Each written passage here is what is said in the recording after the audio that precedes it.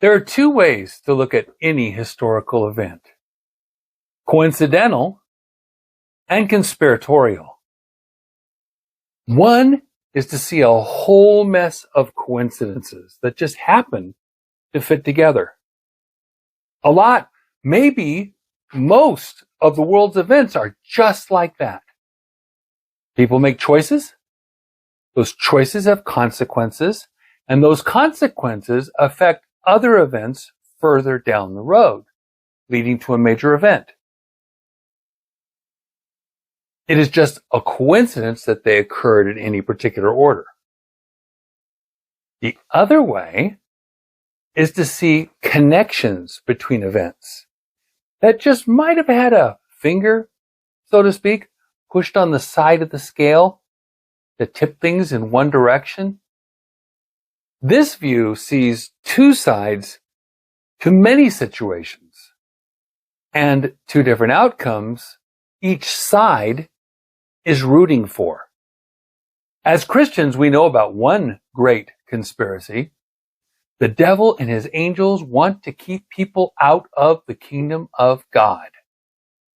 And they'll do anything to achieve it.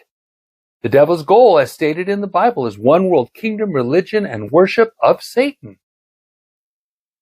The question for us today is, what can we learn about an event like the sinking of the Titanic? Whether you see a series of coincidences or connected events, I would like you to consider what I'm about to show you. A set of events that formed a perfect storm, so to speak, that changed the modern world from the day that it struck. Here is what I think is the simplest explanation of what really happened to the Titanic. I'll let you decide which view of history you think this falls into: coincidental or conspiratorial. Hi, I'm David Daniels from Chick Publications. There are two views on banking in the world. There are those who favor one big central bank. Nowadays, we call those people globalists. Then there are people who would rather not be under a single world power. We often call those people nationalists.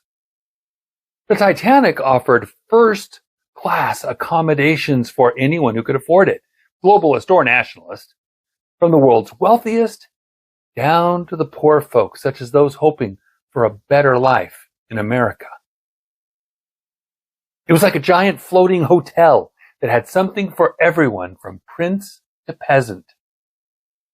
On the globalist side were booked passengers like John Pierpont Morgan, who heavily favored and was pushing for a huge central bank. He was also the owner, loosely speaking, of the White Star Line, which means he owned Titanic. On the nationalist side were ticket holders like Jewish Benjamin Guggenheim and Isidor Straus, owner of Macy's, and White Star regular John Jacob Astor, the wealthiest man on the ship. Astor boarded in the French port of Cherbourg, but 55 rich men on the globalist side coincidentally all backed out at the last moment. J.P. Morgan, Morgan's business partner, ambassador to Paris, Robert Bacon, he had just a few days to go. Chocolate King, Milton Hershey, steel tycoon Henry Frick, and shipping and railroad magnate George Vanderbilt. J.P. Morgan tried to explain not getting on the boat, citing ill health, but he was later spotted in excellent health, along with his mistress.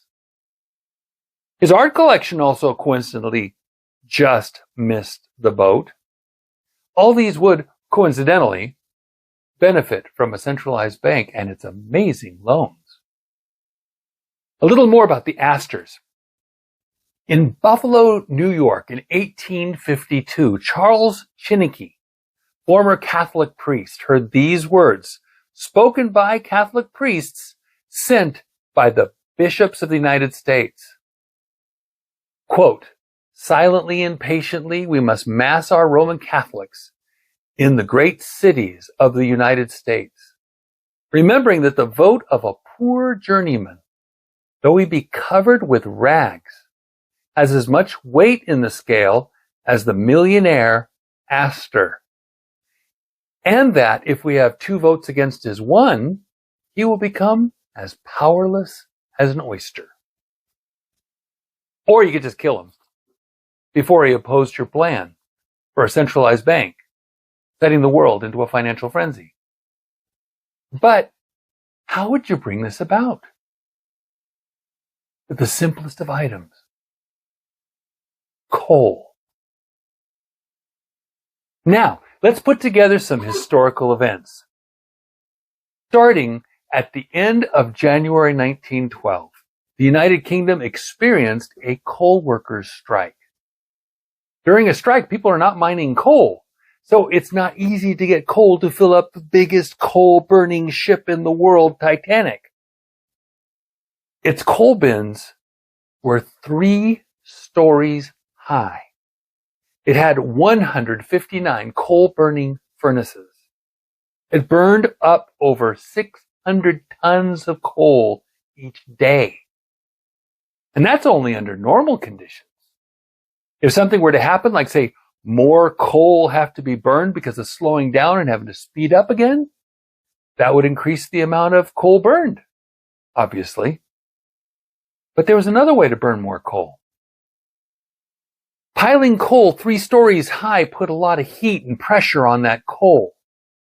And according to coal experts, spontaneous fires can start. And they can start pretty close to the time they were loaded into the ship, smoldering and increasing as oxygen is able to fan the flames, so to speak. According to those same coal fire experts, it could be burning for days or weeks before anyone would notice it.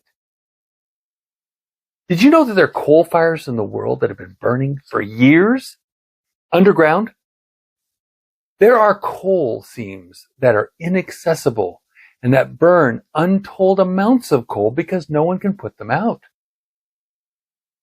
But on a ship, you have a limited supply of coal. So what do? If you were right there in the port of, say, Southampton, on the south end of England, there were firefighting facilities that could have taken care of the whole thing rather rapidly. But the captain never called for them. Nor did he tell the ship's inspector about the fire. Instead, for some unknown reason, he chose to have 12 extra firemen deal with it while at sea. How would you do that?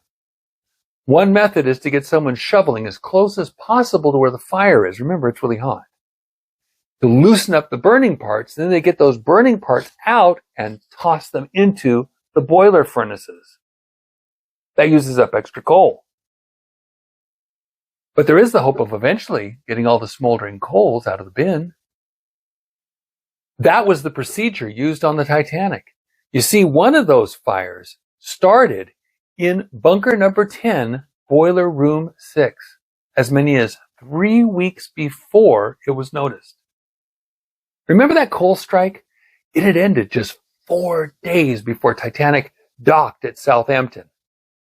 Not enough time to get a bunch of new coal to refill the ship. That left the captain with few options. Along with the fact that some very wealthy people were boarding on the maiden voyage of a whole new type of luxury liner, and people did not like delays, there were all sorts of other pressures placed on this 26-year veteran captain of the White Star Line. The coal supply kept getting smaller and smaller. There was a long way to go to Cherbourg in France to get the rich folk, to Queensborough, now called Cobb, Ireland for the poorer bulk of passengers, to the long journey across the Atlantic to America. The captain had to stretch the coal he had left all the way across the Atlantic Ocean. That would mean no slowing down. Once they got up to speed, about 22 to 23 knots per hour, it takes a lot more coal to get going fast again. And it'll be a race against time to get that smoldering fire out, throwing that hot coal into the furnaces on top of the coal already there. That would explain why Captain Edward John Smith ignored all notices about those ice fields up ahead. He'd gotten at least 3 warnings himself.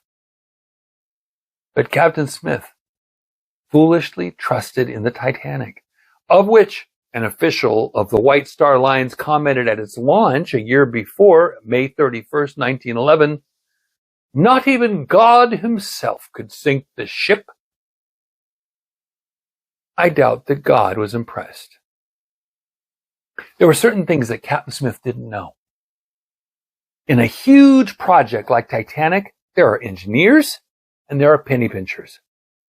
If you ask an engineer to make a coffee thermos that will keep a person warm in Antarctica, he or she will do it. It will cost thousands of dollars, but a freezing person in a blizzard will get a steaming cup of coffee. It will have every protection known to mankind. It will work. My hat's off to engineers. But the penny pinchers, they seem to take the greatest pleasure in saying no. No, we can't afford that. No, you use this cheaper material, not that more expensive one. And so it was with Titanic. Records show that the engineers picking a super strong steel that should withstand all sorts of problems. Don't forget, engineers made icebreaker boats that literally cut their way through ice. It isn't a problem if they use the right materials. But the penny pinchers wouldn't let them use that super strong steel.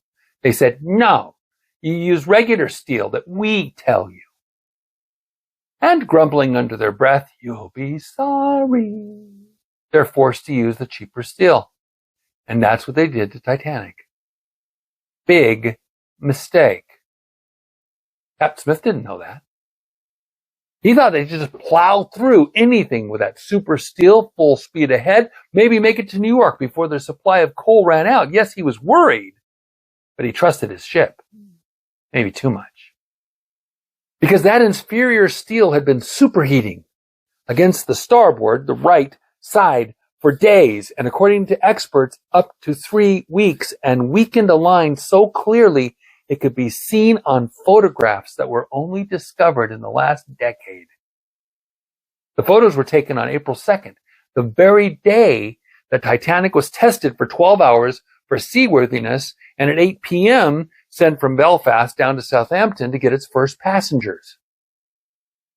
Some would think, a coal fire? How could that be a problem? They could just put it out like any fire. Actually, no. Think about this. There were 160 firemen, people who took the coal from the bins and shoveled it into the boilers on that ship when it arrived in Southampton. 152 of those 160 men got off. Only 8 stayed on the ship for the voyage. Natives from around Southampton who didn't know about the fire took their place. And according to later testimony, they never did get that fire out themselves. What did it? The cold waters of the Atlantic after hitting that iceberg. So yeah, I think maybe it was serious. Aside from the firefighters, 12 of whom were set to nothing else but trying to put out that fire 24/7, almost no one else knew or alerted the passengers to that fire. And almost no one knew about the inferior steel on the hull and all over the Titanic. Not even the captain knew, as I said. So no one knew they were headed towards disaster. I hope a good number of those men, women, and children were saved. They had no idea that on April 15th, their souls would be required of them, as Jesus said. Jesus shed his precious blood to pay for all their sins. All we have to do is trust in his finished work and not ourselves, anyone or anything else, admitting we're sinners and accepting his sacrifice for us, asking forgiveness. And we're saved. All by that simple childlike act of faith. If they did this, those people were in heaven way before they expected it.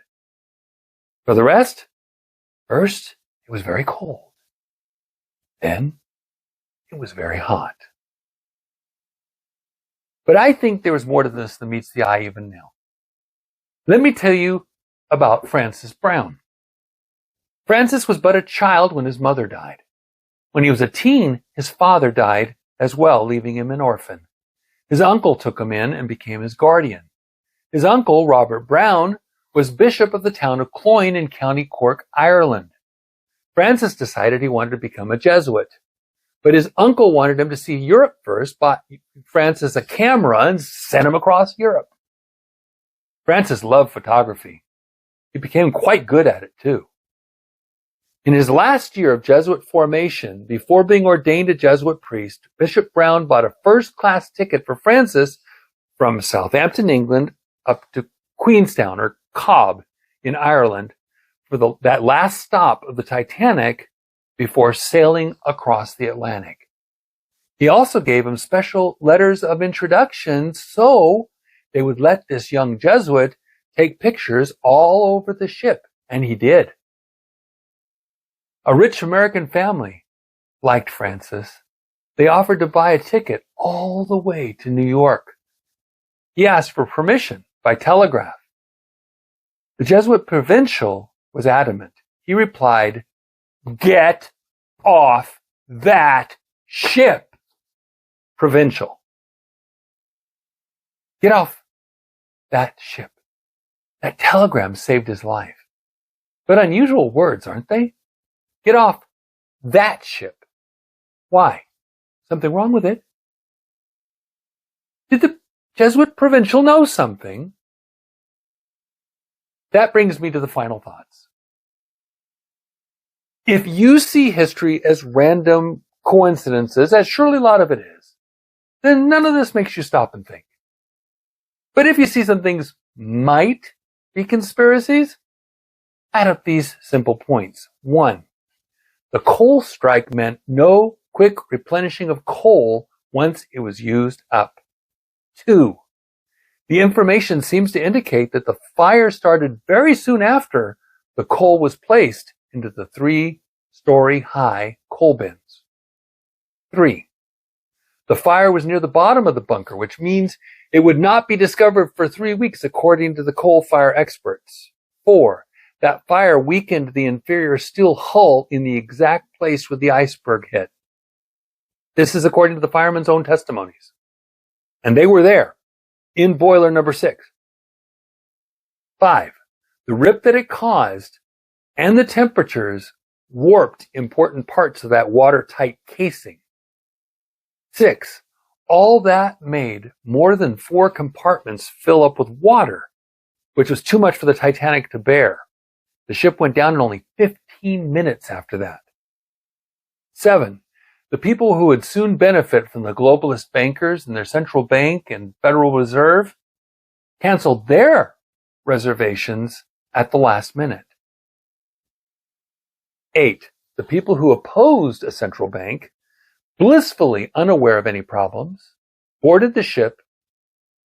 9, the world went into financial panic after these people died, and the central bank was soon born, moving toward the Roman Catholic goal of one world government to be ruled by one world religion.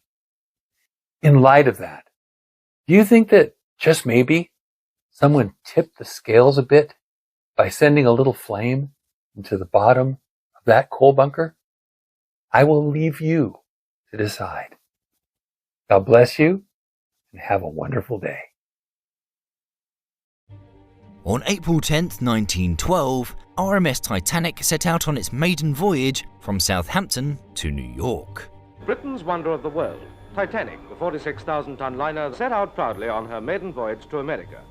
On the night of April 14th, the ship struck an iceberg in the Atlantic Ocean. 2.5 hours later, the world's newest and greatest ocean liner sank below the waves. Over 1,500 people died in the freezing waters. Since the day of the disaster, legend has overtaken fact, and there are many questions surrounding the sinking. Was the voyage doomed from the start? Could the accident have been avoided? Who benefited financially? Was it even the Titanic that actually sank? Theories have encircled this tragedy for over a century. and we're about to set the record straight. I'm Stu, this is Debunked, and we're here to talk the truths from the myths and the facts from the misconceptions. The unsinkable ship. Titanic, the 46,000-ton liner that couldn't sink.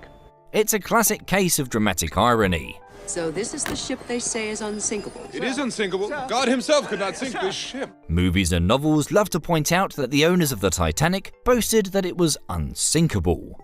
But this ship can't sink. But was this ever actually said? Well, yes and no. White Star Line, the company that owned Titanic, sold the ocean liner on its luxury rather than its indestructibility. And luxury is what passengers were interested in.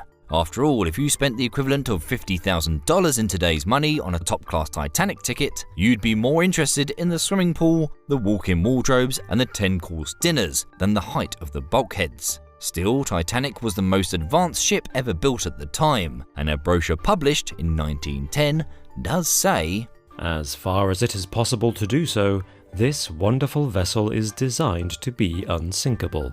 However, the moment that popularised the unsinkable boast didn't happen until after the Titanic hit the iceberg. In New York, a man called Philip Franklin was in charge of White Star Line's office on the night of April 15th, 1912. When the first news came through over the radio that Titanic was in distress, he tried to reassure the passengers' worried relatives and reporters by telling them, "There is no danger that Titanic will sink. The boat is unsinkable, and nothing but inconvenience will be suffered by the passengers." After this, the words Titanic and unsinkable became inseparable, but only ironically. The Wrath of God. Legend has it that Catholic workers in Titanic's shipyard refused to work because its hull number, 390904, written backwards, spells no Pope. For one thing, the number was never assigned to Titanic in any way. On the other hand, it's true that Catholic yard workers didn't work on Titanic because they weren't hired to. The company that built Titanic prided itself on the fact that it only hired Protestants. However, another story purportedly proves Titanic was doomed. As you know, whether you're going to sea or outer space, it's tradition to christen a ship by breaking a bottle of champagne over its bow, but when it came to christening the Titanic, the bottle refused to break. Although it's true that no champagne bottle ever smashed against Titanic, this is because it's a purely optional tradition that White Star Line didn't follow. Instead, they kept all 12,000 bottles of wine intact for the passengers to drink. Most of those bottles are still with the shipwreck, and might still be drinkable even today. Bottles kept at the bottom of the sea are better kept than in the finest wine cellars. The Curse of Titanic. Another myth says Titanic suffered the curse of an Egyptian mummy in its hold. The cargo manifests prove there was no mummy on board the Titanic. This story almost certainly comes from the Washington Post. Less than a month after Titanic sank, the Post ran an article about William T. Stead, a journalist who drowned when Titanic went down, and the Washington Post reported that he believed strongly in the curse of a mummy that was brought to the British Museum in 1889. Except it's just the painted lid of a wooden coffin. In fact, the whole curse was invented by Stead himself just for fun, and he told it to his fellow passengers on board Titanic. When survivors recounted this, the Washington Post put the disaster and the mummy together. Presto, curse concocted. Weirdly, in 1886, William Stead wrote a short story about a steamship that sinks and doesn't have enough lifeboats aboard, resulting in unnecessarily high casualties. Which brings us on to the next common misconception about Titanic. Titanic's lifeboats. One of the most tragic facts about the Titanic is that there weren't enough lifeboats for all the people on board. This is often attributed to corporate greed and a callous disregard for human life, at least for humans who hadn't bought a first-class ticket. The idea that the class prejudice led to many unnecessary deaths is often backed up by the claim that third-class passengers were locked below decks while the ship sank. It's absolutely true that there were lockable gates on Titanic's lower decks because US immigration control required it, and these gates were locked at night. But as soon as the order to lower the lifeboats was given, the gates were open too. The bigger problem third-class passengers faced was the sheer distance between their quarters and the lifeboats on the top deck. It's not a huge surprise that 60% of first-class passengers survived, compared to 25% of third-class passengers, when poorer passengers had farther to go to reach the limited spaces on the lifeboats. But while it is true that Titanic didn't have enough lifeboats to save everyone, the shipbuilders actually provided more lifeboats than were required by law. Regulations were based on the size of a ship and not the number of people on board. In 1912, the Board of Trade required British vessels that weighed over 10,000 tons to carry 16 lifeboats with capacity for just 50% of the passengers and crew. Titanic had 20 lifeboats, enough for 52% of the people on board. So in fact, Titanic exceeded requirements of the time. Sadly, the tragedy was exacerbated by the fact that the lifeboats were not used to their full capacity. Records show that the most loaded lifeboat was at 88% capacity. The least full lifeboat held only a third of the people it was designed to carry. This may partly be a result of the famous order to evacuate women and children first, a command that really was given by Captain Edward Smith. I'm ordering all women and children into the boats. This gave rise to a story that one man snuck onto a lifeboat by disguising himself in women's clothing. This is false. For one thing, 4 different men were accused of being the cowardly crossdresser. The extensive inquiries into the sinking prove that all 4 of these men got onto lifeboats in perfectly permissible pantalooned fashion. In the case of William T. Sloper, the accusation came from a reporter who was annoyed that he was refusing to talk to the press, and J. Bruce Ismay fell afoul of the rumour because he was the chairman of White Star Line, and many people felt he should have gone down with his ship. Only one male survivor was encountered wearing an item of women's clothing, third-class passenger Daniel Buckley. He was already in a lifeboat when a female passenger threw her shawl over him to hide him from crew members who were forcing men out of their lifeboat. He kept the shawl on when the lifeboat set out onto the cold waters of the Atlantic. This is the only case of a man escaping Titanic thanks to women's clothing. But his story didn't emerge until after newspapers had already made their claim about the other men. However, even the order to evacuate women and children first wasn't strictly obeyed by First Officer William McMaster Murdoch. He was happy to let men on the boat when he couldn't find any women or children to put on. You may remember Murdoch from the James Cameron movie. He's the Scottish officer who shoots himself after shooting some of the male passengers trying to force their way onto a lifeboat. Women and children only! I'll shoot any man who tries to get past me, get back! This never happened, and there are no purported incidents of crew members killing passengers. The transatlantic speed record. It's a commonly held belief that Captain Smith and his crew were trying to set the transatlantic speed record to win the Blue Ribbon accolade, and as such, ignored multiple warnings about dangerous ice on the route.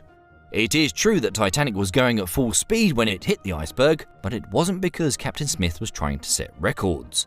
Titanic was built for comfort, not speed.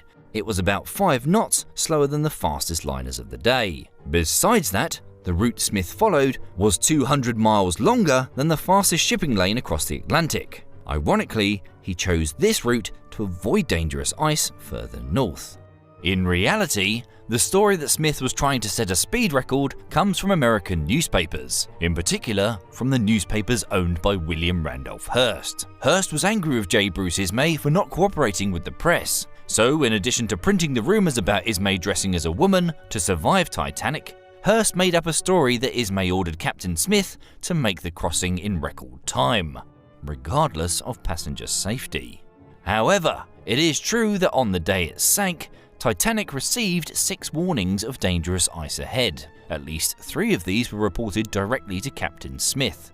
The official US Senate inquiry concluded that no officers' conference was called to consider these warnings. No heed was given to them. So the US government clearly felt Captain Smith acted badly, but Smith was never able to speak in his defense, and the same Senate report didn't trust witness statements that the ship broke in 2, which we know is exactly what happened.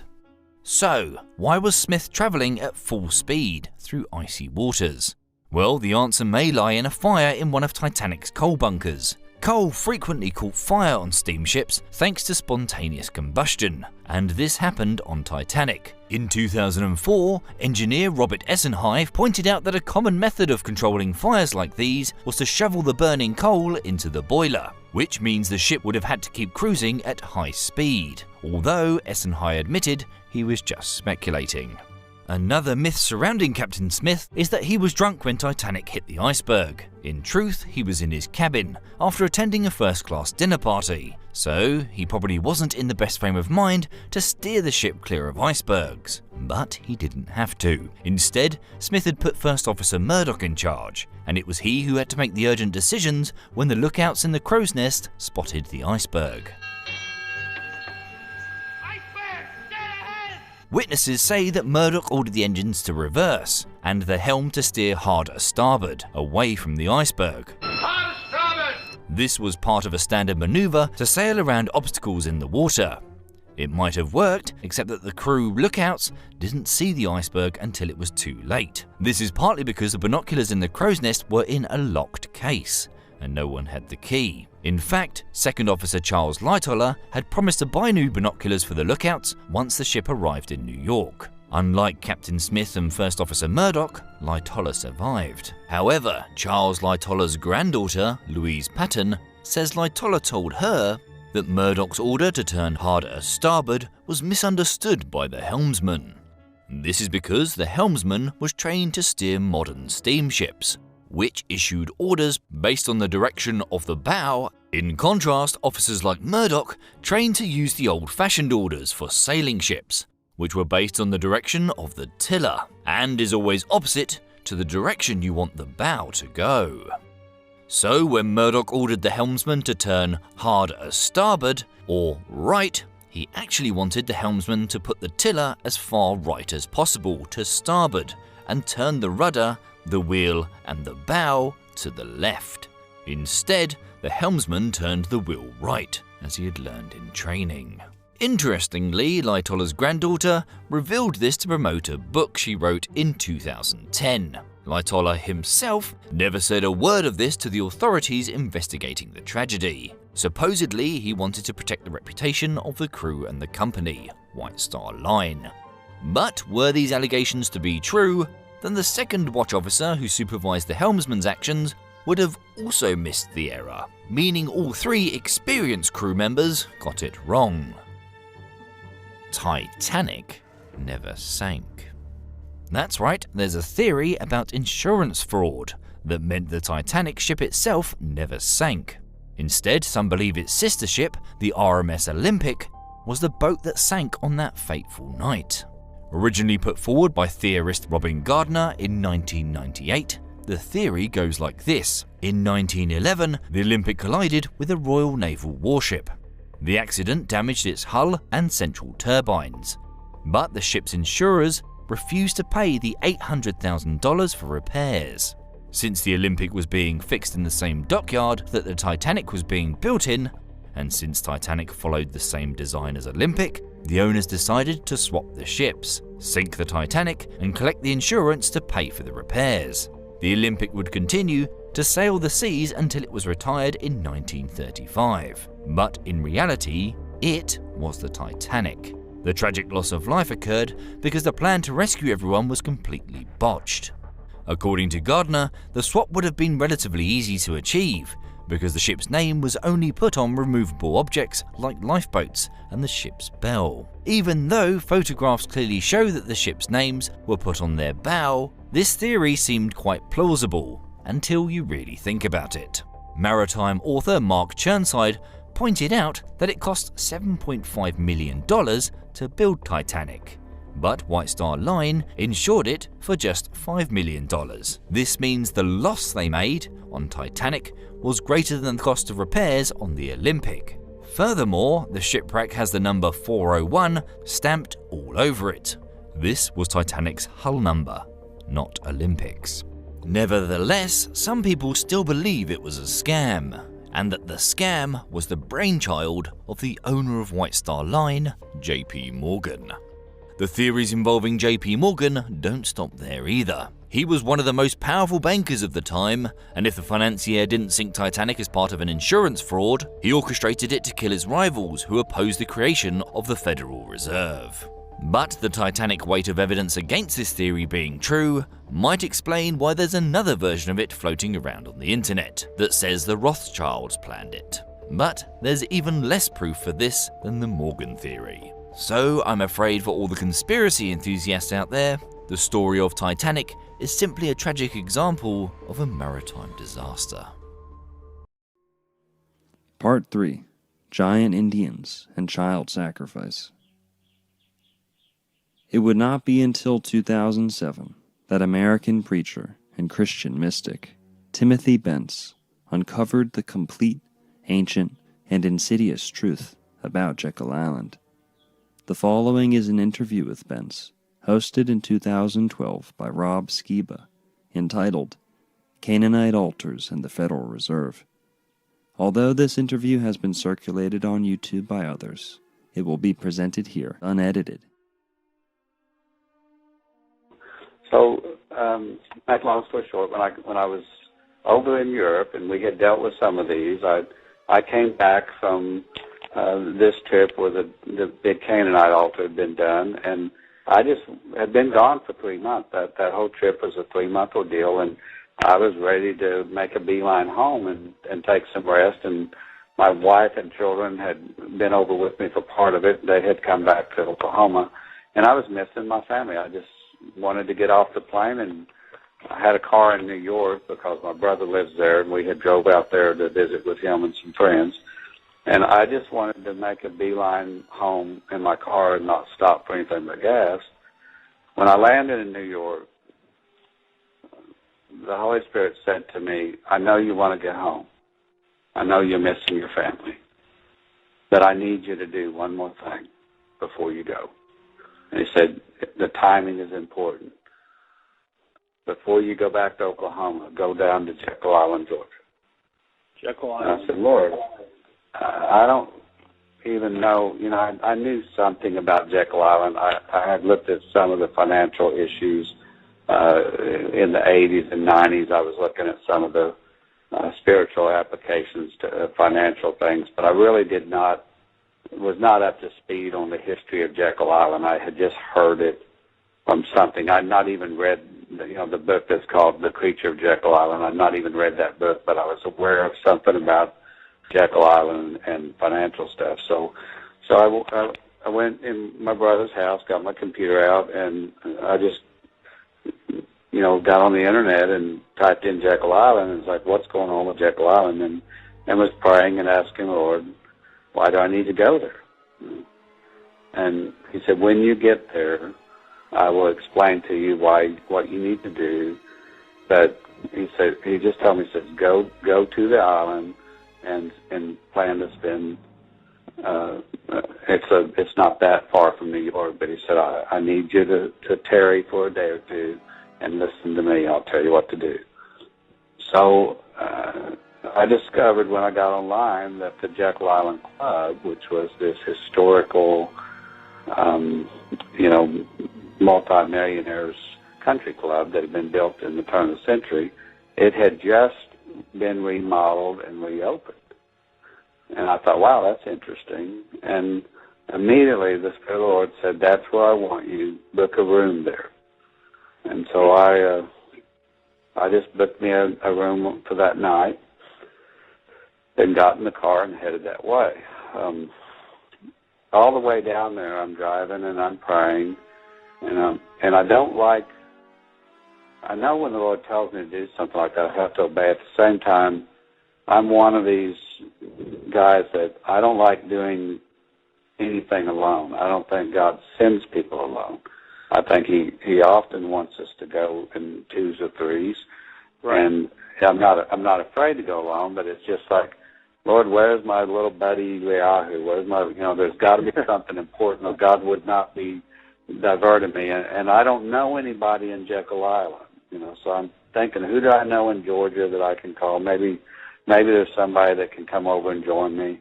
And I just was complaining a little bit. It's like, Lord, I'm tired. I've been gone for a long time. I'd really rather be going home. what's so important about Jekyll Island that I got to go there now? And the Lord just encouraged me. He's like, son, please don't complain. I don't ask you to do something unless it's important. I'm directing your steps, and this must be done now. So I quit complaining and grumbling, and I just started praying and cheering up. And so I tried to just pray in the Spirit all the way down there. When I got to the hotel, it was about 9 o'clock at night. And one of the things that I've learned is that whenever God's doing something territorially, He almost always has someone on site that's ready to open the door to Him.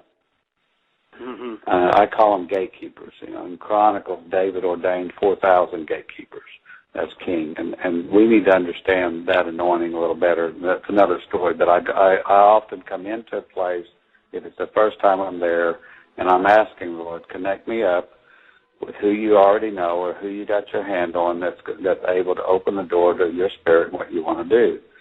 And so I expect God to order my steps, and I try to go with my ears and my eyes open, looking for the local that God has His hand on. And they're not always hard to find if you're praying that way. So I walked into the hotel, and the lady behind the desk calls out my name. She says, "Are you Mr. Bentz?" And I said, "Boy, you're really good at your job," because I hadn't said anything yet. She said, "Well, you're the last one to check in. I just kind of figured that you must be Mr. Bentz." And so it was just a little bit of an exchange that was odd. It was not a normal way to start a conversation on her end.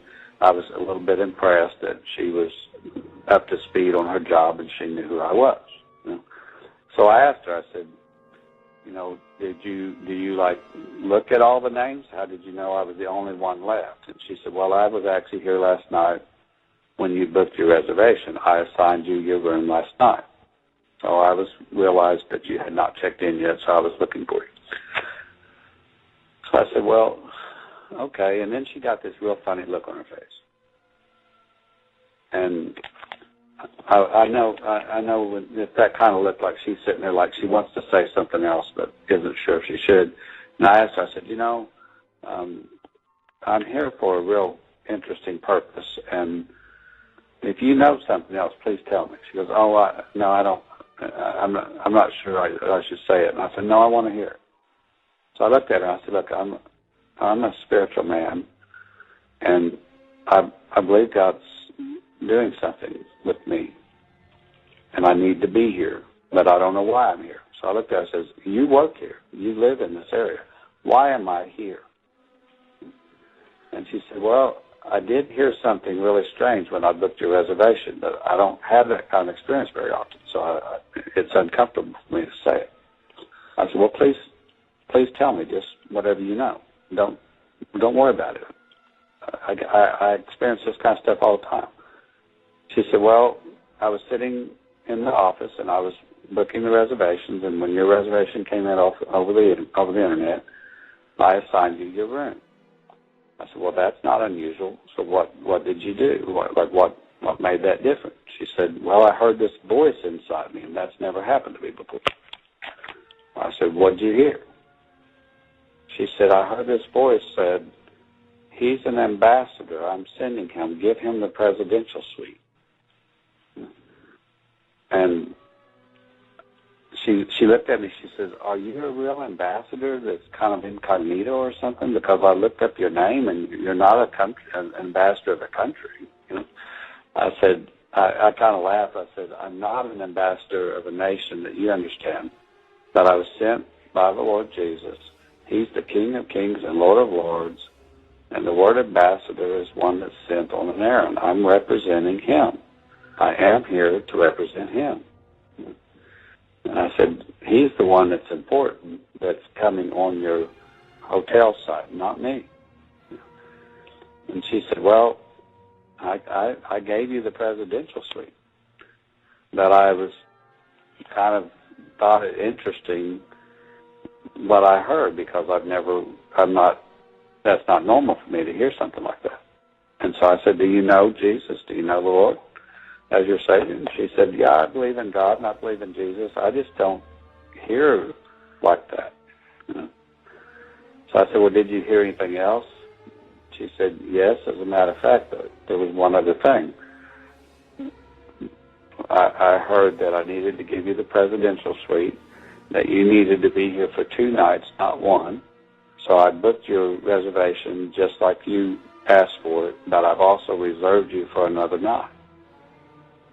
And I did that without pay. I'm applying your payment to both nights. So you're getting the presidential suite for the price of 1 night, for 2 nights.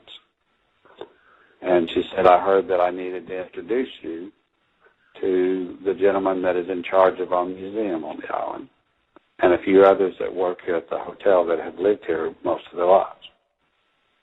I said, okay. That sounds like you heard a word from God. And don't ever be afraid of that. Listen to his voice and let him lead and guide your steps. And thank you very much for telling me. You know, this is going to be fun. We're going to figure out what he wants to do. And I had no idea that it would relate to some of the other things, but I just thought that was so much fun. And it was like, one minute I'm feeling alone, another minute it's like God's already got somebody on site that's hearing him and obeying him. Even though it was her first time to have an experience like that, she was obeying what she heard. That's what's critically important when we're doing spiritual warfare. It's not just to run into the battlefield and try to take down the demons, but it's to hear and obey. So anyway, it was 9 o'clock. She texts me in and she tells me, we'll take care of your bag. We'll have the valet park your car. She said, your room includes supper and breakfast, and the restaurant's only open till 10, so if you want to, go right on in there and get you a meal. We'll get your stuff up to your room, and you can go up there a little bit. And then you need to come down sometime before 10 o'clock and have your breakfast.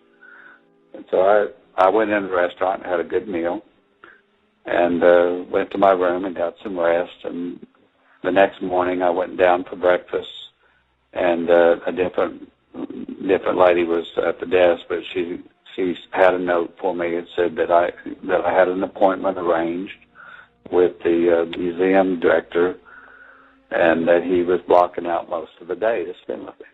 So I had my breakfast, and then I went over to meet with him.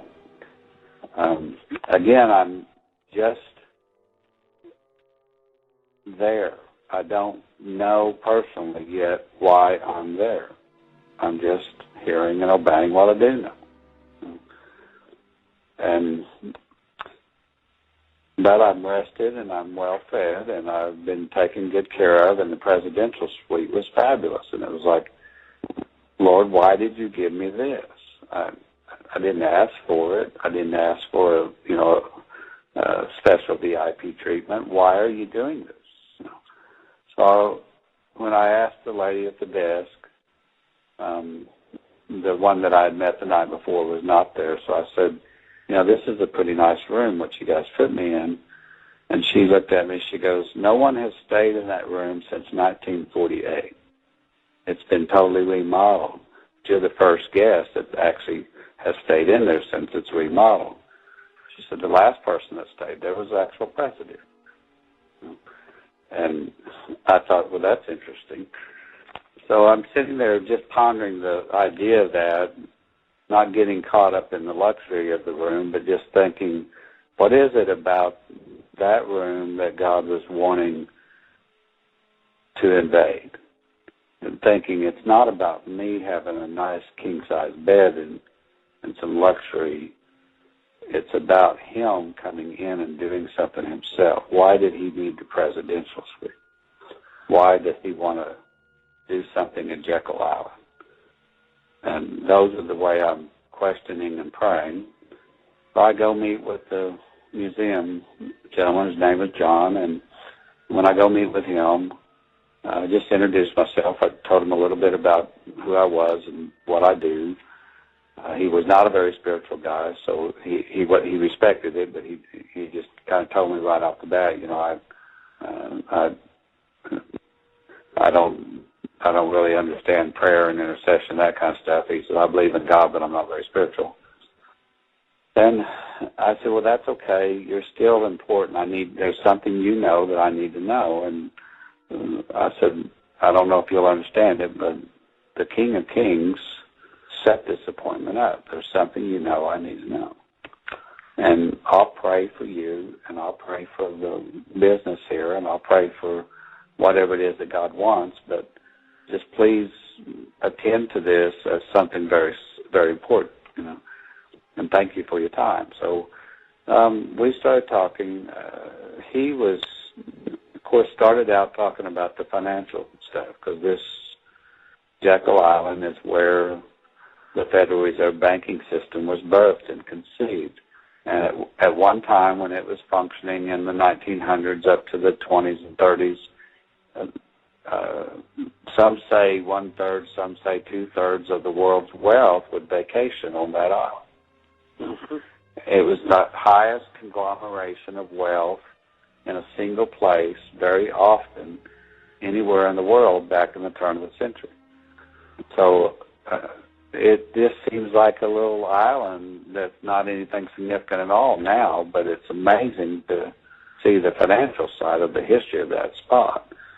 And so I'm sitting there looking at some of the things that he's telling, just thinking about some of the things he's telling me. We went out, walked around, and he showed me some of the cottages that had been restored, and the club itself, and the tennis courts, and they had a pier where the boats would come up, and he's just kind of showing me the grounds, and then we go to the museum. And he's talking a lot about the financial stuff and the guys that built it, and each cottage was, marked and named. Some of them had been restored, some of them didn't exist anymore, but they had like a sign that this is where this one was, and that one was built by J.P. Morgan, that one was Rockefeller's, and that one was they had each one of them named. Well, they're all kind of native names, and then they're all got some kind of a plaque on who the financial mogul was that had built them. And they're not really elaborate, luxurious mansions. They're just simple cottages for the most part, which was kind of interesting to know that the richest people in the world built them, and they were very low-key and almost like a cabin in the woods instead of a luxurious house like you'd expect. And they all had Indian names. So I started asking him about the Indian history of the island, and he lit up. He just was like, that's what he really wanted to talk about, because he loved the Indian history. And so he takes me back to the museum, and he said, we got a lot of stuff on the Indians. He said this was actually like the government main community for a tribe of Indians that don't exist anymore. That tribe was called the Timucas. And I said, well, that's interesting. My name's Tim. And anyway, I didn't know anything about the Timucas. I'm from Oklahoma. I've learned a lot of native history, and I have some native bloodline, but I did not know anything about the Timucas. So I just asked him, please tell me everything that you can tell me about them. There's something about the natives that I feel like I need to know. So he said, well, the Jekyll Island Club was actually built on top of everything that the Indians had. So they just kind of wiped the village out and built the club on top of it. So wherever the chief's house was, there was a cottage now. Wherever the council house was, there was now the Jekyll Island Hotel. And he said everything that's built and visible today is actually sitting right on top of something that was significant in the Indian village when it existed. So he said the fact that this whole place had to go into ruins and then be rebuilt and become an archaeological state park, he said it actually helped us identify the native history, because the club itself had almost erased that. And so I said, well, let's look at the museum. I want to see some of the Indian stuff. So we're looking at arrowheads and spear tips and, just artifacts that they had found, and pottery shards and things, and seashells that they had. And he's showing me all their stuff in the museum. he shows me some fragments of a weapon that was like an unusual bow. And when I say unusual, I mean that it was like a double curved bow. And that was a very unusual shape of a bow for a native tribe. I had never seen that shape before with an American Indian tribe. And I've seen a lot of bows and arrows. So I asked him, I said, this seems unusual. I've not seen this before. In Oklahoma, every native tribe, the bows would look like a single bow or just a single curve. I said, this is quite extraordinary, especially as far back as this tribe was. So he said, yeah, we found a lot of weapon-type artifacts that we've not seen with other tribes. And I said, well, how do you know these were Native Americans? Maybe they were from somewhere else. He said, oh, no. They were the Timia, because they're well established along the Florida and Georgia coast. And he said, we got a lot of stuff in 3 or 4 states about them, and they were quite prolific at one time. So he said, we know they're Native Americans. I said, well, all right, what else you got? He said, well, we got some skeletons. He said, you want to see the bones? And I said, well, yeah. That sounds, don't get to see a skeleton very often. I said, are they where we can actually see them, or are they buried? He said, no, they're visible. So they had a burial site that they had been very respectful for when they built the museum. When they found a burial site, they didn't move the bones. They left them where they were, and they just uncovered them to where they were visible, and then they built the museum on top of it. They did basically the same thing with the museum that the Jekyll Island guys had done with their houses. They put a piece of plexiglass over the burial site so you could see it, but they were still trying to respect where the bones were and not move them. And so I'm looking at 4 skeletons of the Timucua chiefs. And they knew they were chiefs just from different things that were buried with them. So all of a sudden I look and I realize, man, these guys are really tall. And I commented to the guy that, how tall are these guys? They look unusually large. And he said, yeah, they're all about 8 or 8.5 foot tall. And I was like, well, that doesn't seem like a normal Native American, especially the tribes that I'm familiar with. He said all the Timucuas were unusually tall, even the women. And he said we found other skeletons and parts of bones out in the grounds, and he said we've got pretty good evidence that nearly all of them were extraordinarily tall. And I said, well, what is how do you explain that in relation to other tribes on the Atlantic coast who were not? He said, I don't know. It is an unusual anomaly. He said, oh, by the way, I've got a painting that you might want to see. It's actually the copy of the original. We've got it under lock and key. But he said, I got a painting that actually shows the Indians from a group of French colonists that came to the United States before it was the U.S. This was right after Columbus. He said it was the first colony of French folks that came over to try to establish a colony on the coast.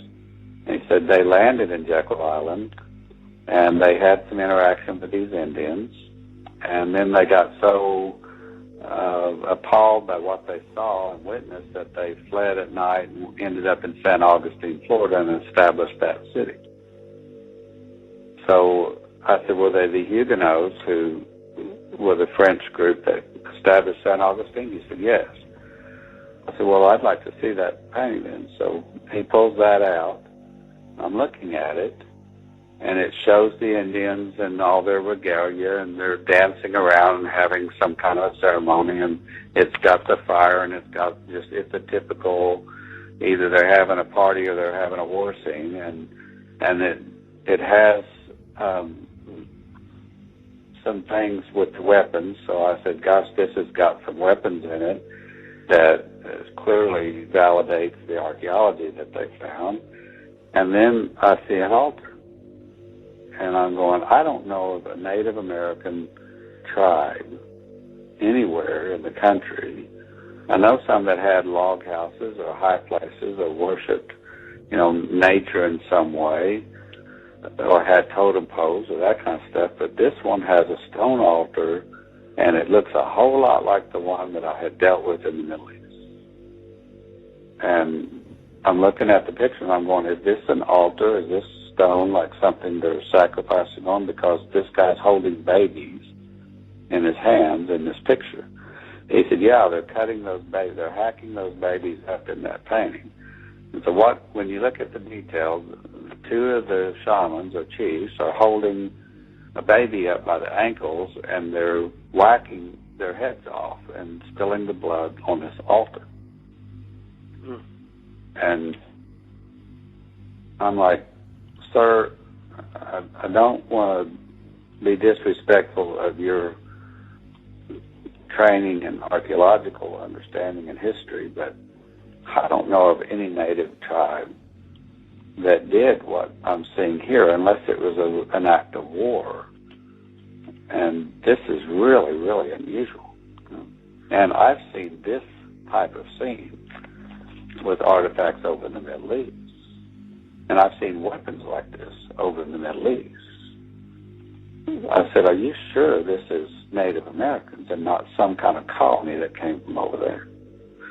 And he was convinced they were native, and I said, well, I'd like to show you some things on a few websites that identify artifacts in the Middle East countries, and especially Egypt and Israel and Syria and Jordan area, and some of those spots where there's some of these ancient groups. And I said, this type of altar, this type of religious ceremony, and some of these weapons, I've seen them before over there. Well, he was quite interested in that because he loves Native American history, but he's starting to question, maybe I need to dig into this more. That was his comment. So I said, at that point, then I thought, I believe this is why I'm here. I needed to see this and hear about this. At this point, I'm not that concerned about the financial stuff anymore. I'm wanting to know, where is this altar? And so I asked him, I said, can you take me to this altar? I often pray over these things, and it's very beneficial for the land and for the country and for the people. Can I go to this altar and see it? He said, I can take you to the altar, but you can't see it. And I said, why can't I see it? Is it buried? He said, no, it's not buried, but it has a house built on top of it. I said, who would be crazy enough to build their house on top of a blood sacrifice altar? He said, well, Rockefeller was. So, nice. I just okay, can we go there? And he said, yeah, it's just a short walk. Come on. And we've actually, I'd already walked by it. So he said, I've got the keys. He said, normally nobody can go in. The way these things are set up, they're historical homes now. The state of Georgia owns the park. They lease out to another group, the hotel, to run, but the houses are maintained on the National Historical Register, and they're part of the state park.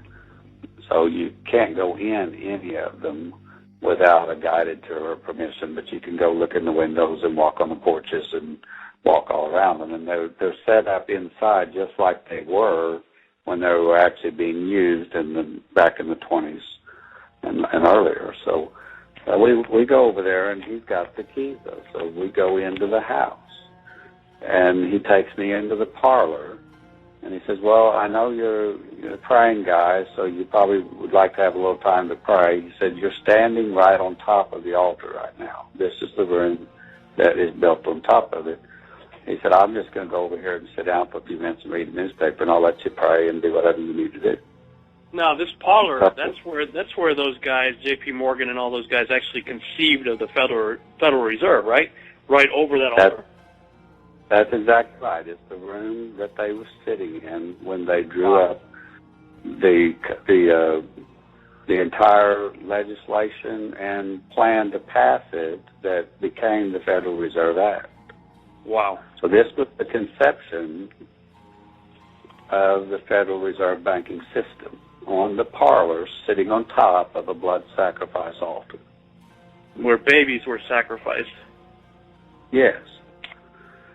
And so all of a sudden it's like, wow, no wonder our banking system has so much corruption in it, even when people want to do the right thing, you know. No kidding.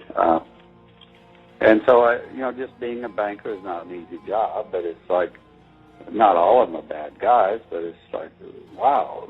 And that was not what our founders set up.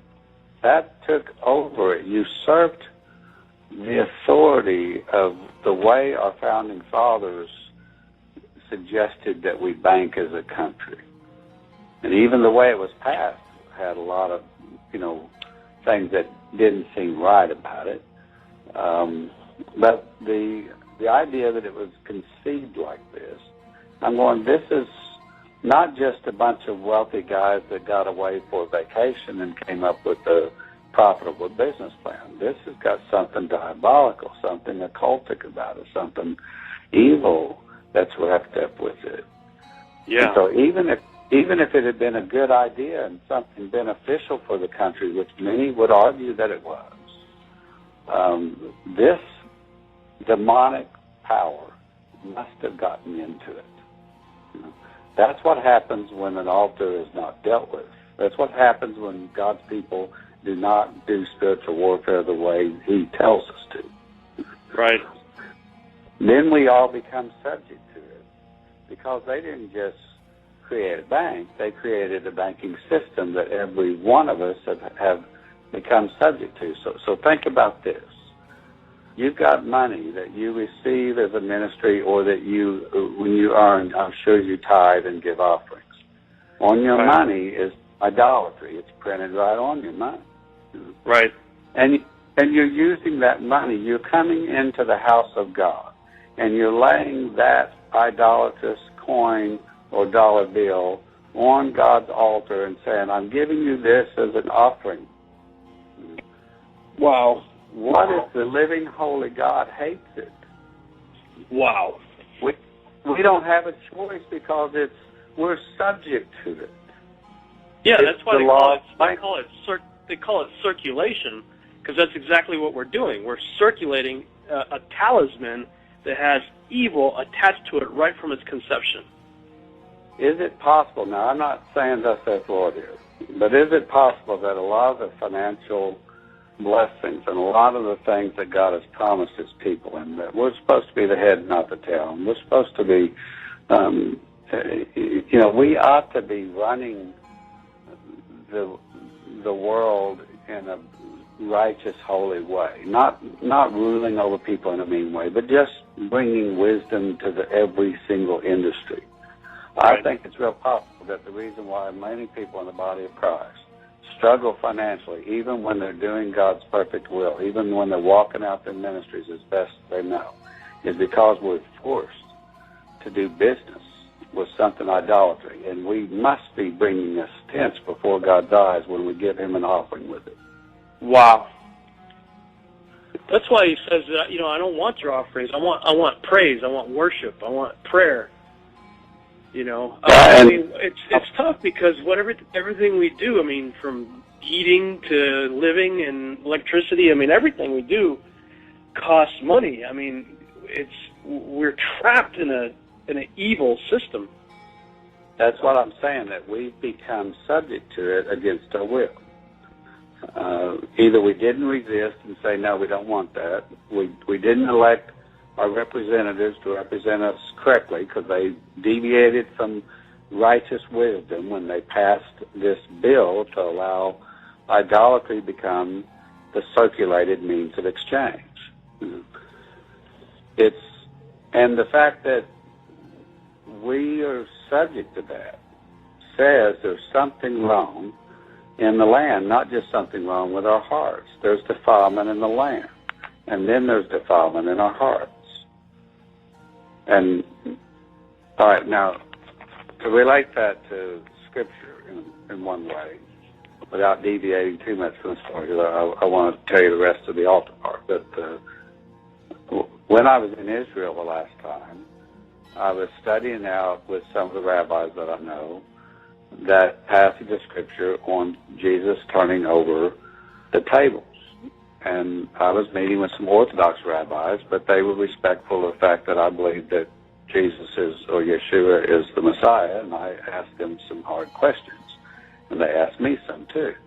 But one of the questions I asked them was, why did Yeshua need to turn over the tables at the temple? What was going on? I assumed and had been told by other pastors and ministers that they were probably cheating people at those tables. They weren't giving them a fair exchange. They were, using dishonest scales, and Jesus knew they were cheating, so he threw their tables over. I got quite a different answer from the rabbis. One of them pulled a coin out, and he said, "This is an ancient coin. I carry it around because it was minted here in Jerusalem, and it was discovered and found by a friend of mine when we came back to the land in 1948. It was found in the vicinity of the Temple Mount." And he said this was called a Jerusalem shekel. It was minted from the time of David all the way up to the time of the temple being destroyed in 70 A.D. Only it was changed once during that period.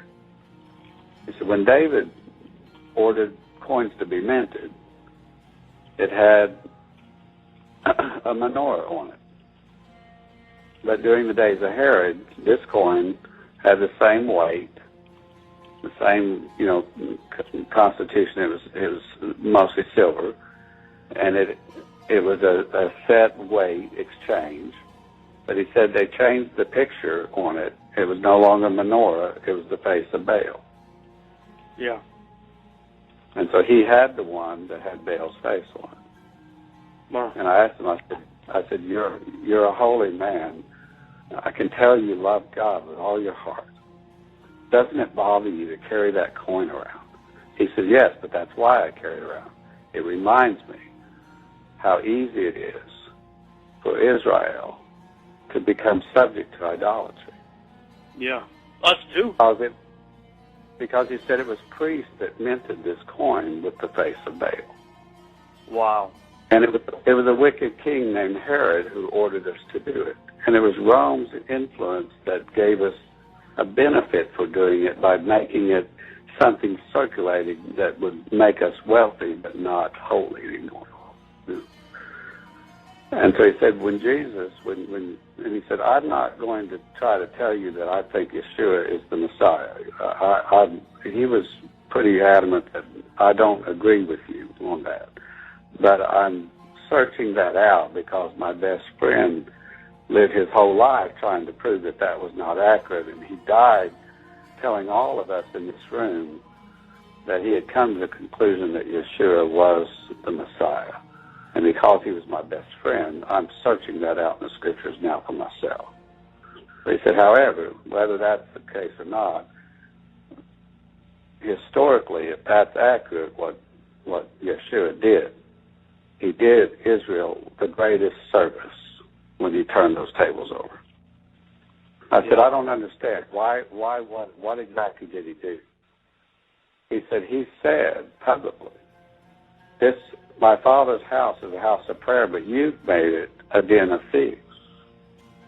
He said, that phrase doesn't mean you're cheating people at the table. It means you're robbing men of their souls. Wow. He said the reason was because Herod required a temple tax, and the priests of that day were corrupt, and they required tithes and offerings and taxes to be paid. And the rules in Scripture was that whenever a census was taken, half a shekel for every male had to be paid, whether you were poor or not. And he said Rome required a census to be done every year so they could collect the tax.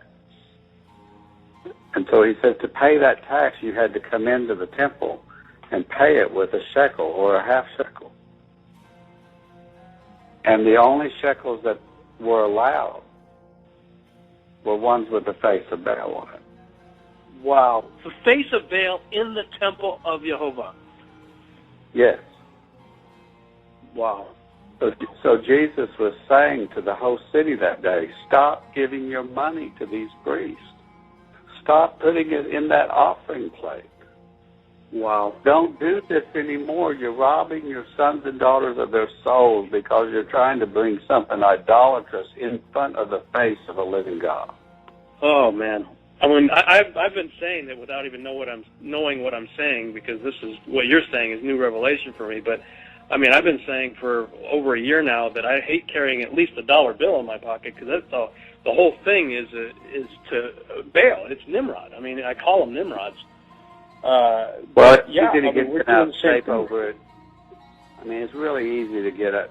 When you learn the truth, it's easy to just want to move somewhere else or want to just give all your money away. It's worthless anyway. And at the same time, right. But it's our means of exchange. What do we do? You know, I'm thinking about Psalm 11, when the foundations are broken, what do the righteous do? We have to repair the foundations in order to lay hold fully of the righteousness. And then it's not just in our heart, it's not just a hope or a desire, but it should become the law of the land, because it's good for everybody. It's not forcing something on others that's bad.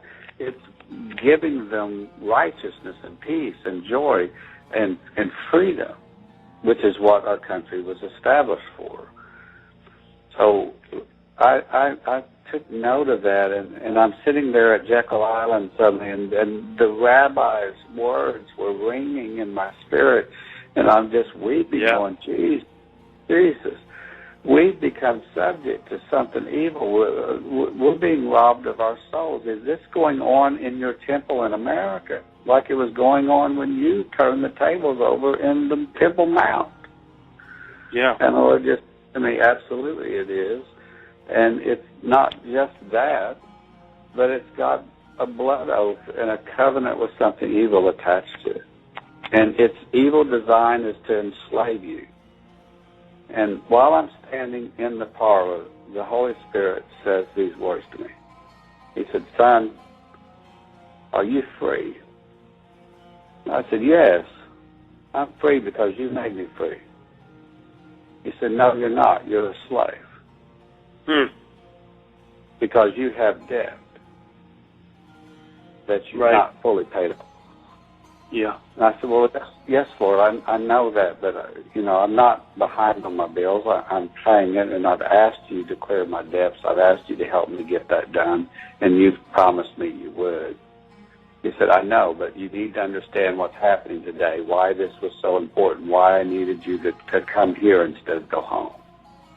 Because he said, right now, if I gave you the money to pay off all your bills and your house and your car and all your possessions and your credit card, if everything was paid off, would you then be free? And I said, yes, Lord, I wouldn't owe anyone anything but to love them. He said, you still wouldn't be free because you're a citizen of the United States. Right. Right now, at this day, you owe about $30,000 just because you're a U.S. citizen, even if your house was paid for, your cars were paid for, and you had no other debt. You owe that money because you're a citizen and because your representatives have put that debt on you. And so I said, well, how do we break an altar that I can't see and I can't put my hands on? And I'm in a historical house. I don't want to damage the house. What do I do? And the Lord said something funny to me. He's like, whenever he says my name, it's kind of like Dad. You know how your dad would call your name, and I better pay attention. It's like, yeah, right. Timothy, how big is your spirit? Lord, I hate it when you ask me questions like that. I don't know the answer to that. You know the answer. Tell me. He said, how big do you think your spirit is? I said, I really don't know, Lord. I know that, the Word says I sit with you in heavenly places, and I know I'm right here on the earth, that somehow that's possible to be in both places at once. You're in me, and I'm in you. I don't really know how to answer you. He said, you're big enough to sit in my realm and stand there at the same time. You believe that? Yes. He said, I want you to pray until you can see my face and until you can see the altar in the spiritual realm. Don't worry about the other gentleman. He's going to sit quietly while we do my business. I said, all right, Lord. So I started praying. Shut my eyes and began praying intensely. And probably 15 minutes, I began to see in the spiritual realm, and I could see his face. And he was smiling. He was just smiling. It was like he was almost giddy, like he was having fun, getting ready to do something fun. And he just looking at me. He goes, do this. And he stood next to the altar, and suddenly I could see it, and he's on one side and I'm on the other. And he just says, in my name, and he kicked it. And so I kicked my side, he kicked his side. And a similar thing happened. It wasn't quite as dramatic as what had happened over in the Middle East, but suddenly we heard this crack again. I don't get that. I don't know what that's about, but something breaks in the heavens when this kind of stuff is dead. Yeah. And our museum buddy jumps out of his chair. He realized, he's like, what did you do?